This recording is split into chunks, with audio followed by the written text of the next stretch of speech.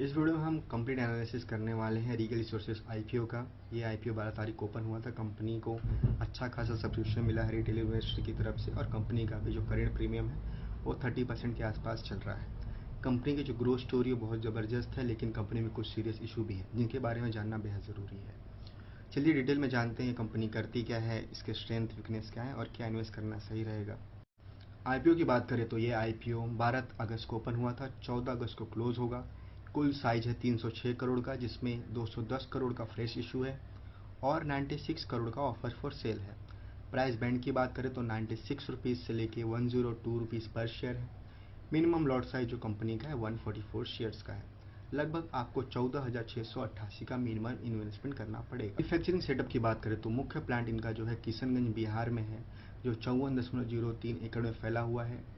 Daily crushing capacity इनकी 750 ton है। Employees जो है इनके पास मई 2025 तक 491 पर्सनल है। अभी जीरो लिक्विड डिस्चार्ज ऑपरेशन है इनका, पूरी तरह से इन्वायरमेंट फ्रेंडली ये काम करते हैं। प्रोडक्ट पोर्टफोलियो की बात करें तो कंपनी मेज स्टार्च एंड मॉडिफाइड स्टार्च से नेचुरल प्लांट बेस बनाती है, और इनके को प्रोडक्ट्स जो हैं ग्लूटेन, जम एंड रिच फाइबर कंपनी ये सब बनाती है।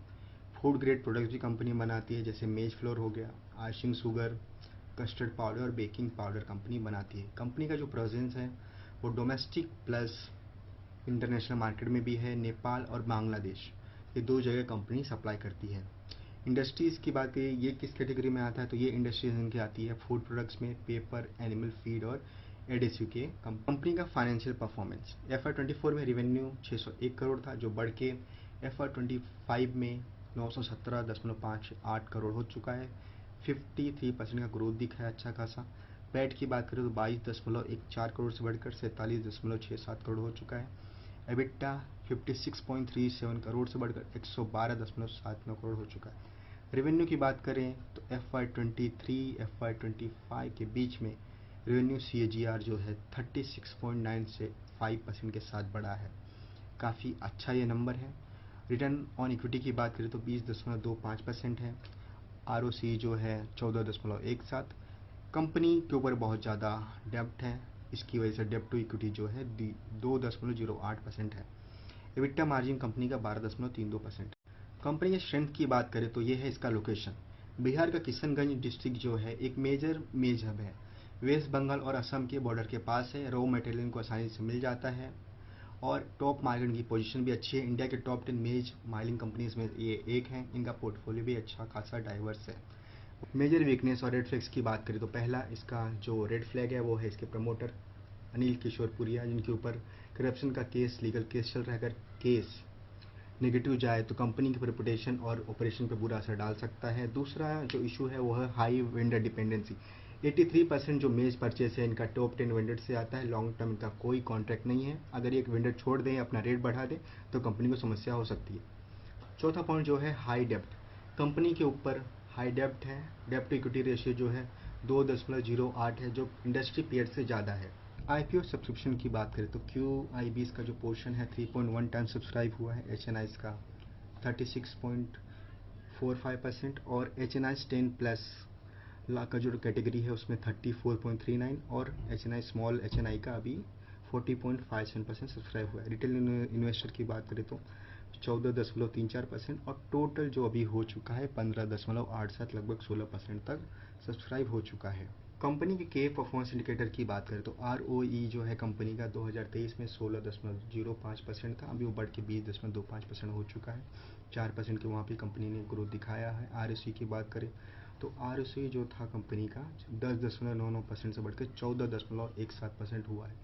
अर्निंग पर शेयर काफ़ी अच्छा कंपनी का है, जो 2023 में 2.2 था, 24 में 2.8 में हुआ, वो सीधा दुगना होकर 2025 में 6.25 हो चुका है। पी रेशियो की बात करें कंपनी की वैल्यूएशन कैसी है, तो पहले प्री IPO की बात करें तो 17.58 पी रेशियो रहेगा। पोस्ट IPO लिस्टिंग के बाद 21.98 रहने की संभावना है।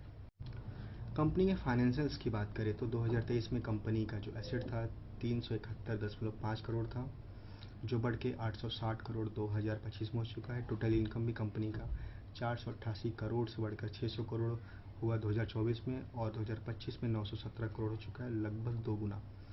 प्रॉफिट आफ्टर टैक्स भी कंपनी का 47.67% 2025 में है, जबकि वो 2023 में सिर्फ 16.76% था। वहाँ से 3 गुना कंपनी ने अपना प्रॉफिट आफ्टर टैक्स बढ़ाया है।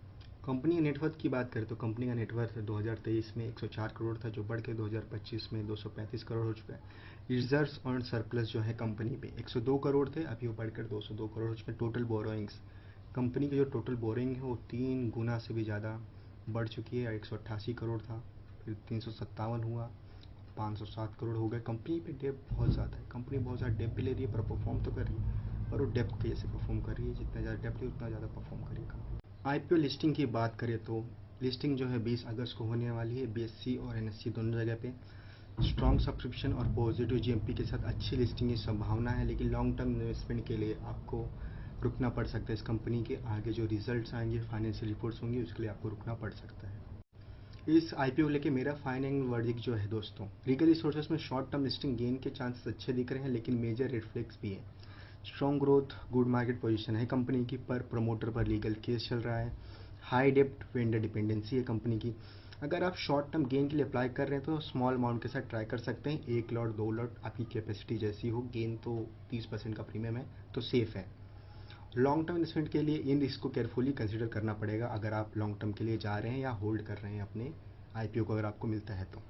क्या आप इस आईपीओ में इन्वेस्ट करने की सोच रहे हैं? कमेंट में बताइए आपकी राय क्या है। अगर वीडियो हेल्पफुल लगी तो लाइक और सब्सक्राइब जरूर करिए ऐसे और डिटेल आईपीओ एनालिसिस के लिए।